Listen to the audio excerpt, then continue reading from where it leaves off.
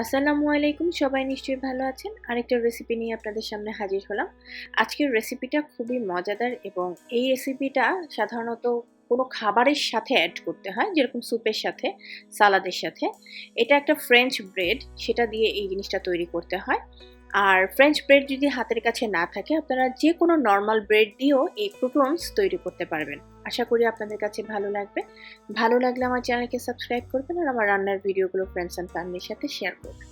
প্রথমেই আমি একটা লং ব্রেড, মানে একটা বড় ফ্রেঞ্চ ব্রেড নিয়ে নিয়েছি। সেটাকে জাস্ট টুকরো করে নিচ্ছি, ছোট ছোট টুকরো করে নিচ্ছি। এটা বাসায় করলে আসলে বেশি সবচেয়ে ভালো হয় এবং কম খরচে আসলে এই ক্রুটনস তৈরি করা যায়, যেটা আমরা বাহির থেকে বেশ অল্প একটু ক্রুটনস দেখা যায় যে $2-3 দিয়ে কিনতে হয় আমাদের। সো সেটার থেকে বাসায় করলে অনেক কম খরচে করা যায়, সেই জন্য রেসিপিটা আপনাদের সাথে শেয়ার করা।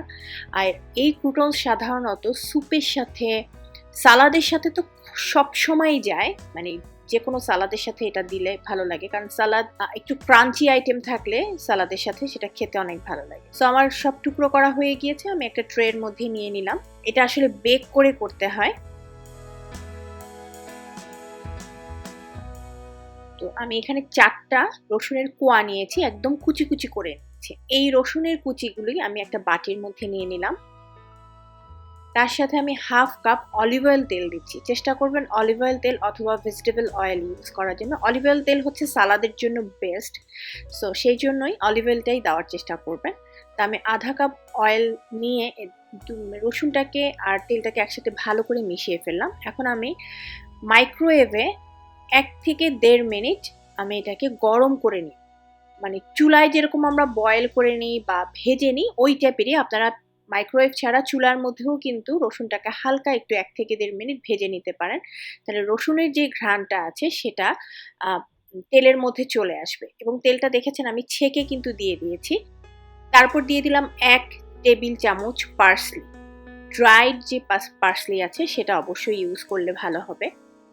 তার সাথে দিয়ে দিচ্ছি ব্ল্যাক পেপার হাফ চা চামচ।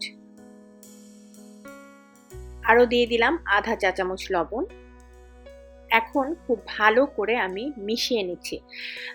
আমি ট্রেতে একসাথে নিয়েছি আমার সুবিধার জন্য। আপনারা প্রথমে একটা বোলের মধ্যে সব একসাথে নিয়ে মিক্সড করে দেন এরকম একটা ট্রেতে নিয়ে নেবেন, তাহলে সেটা সবচেয়ে বেশি ভালো হবে, ইজি হবে।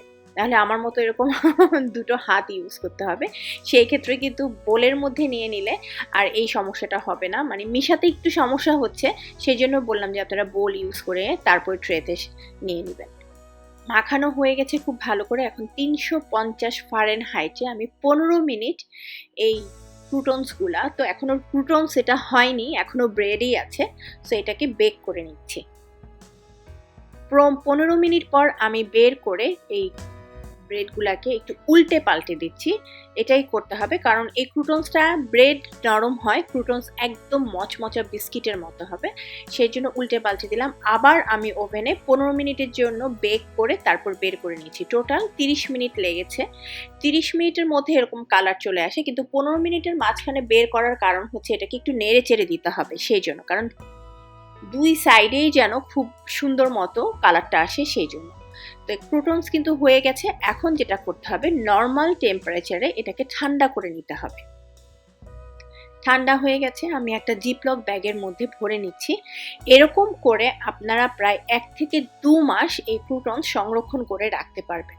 এবং এই ক্রুটনসটা রেডি থাকলে যখন তখন কিন্তু একটা সালাদ রেডি করে সামনে হাজির করা যায়, এবং বিশেষ করে হাজব্যান্ডদেরকে বা নিজেও যদি কখনো কাজ করেন, সেই ক্ষেত্রে একটা সালাদের রেসিপি রেডি করে বক্সে করে নিয়ে যেতে পারবেন, যদি সব কিছু রেডি থাকে। আমি এই ক্রুটনস দিয়ে আপনাদের সামনে একটা সালাদ হাজির করব খুব শীঘ্রই, তখনই বুঝতে পারবেন যে এই ক্রুটনসটা কতটা হেল্পফুল এবং কতটা সহজভাবে এটা দেখানো হয়েছে। আশা করি আপনাদের কাছে ভালো লেগেছে। ভালো লাগলে আমাকে অবশ্যই কমেন্ট সেকশনে জানাবেন।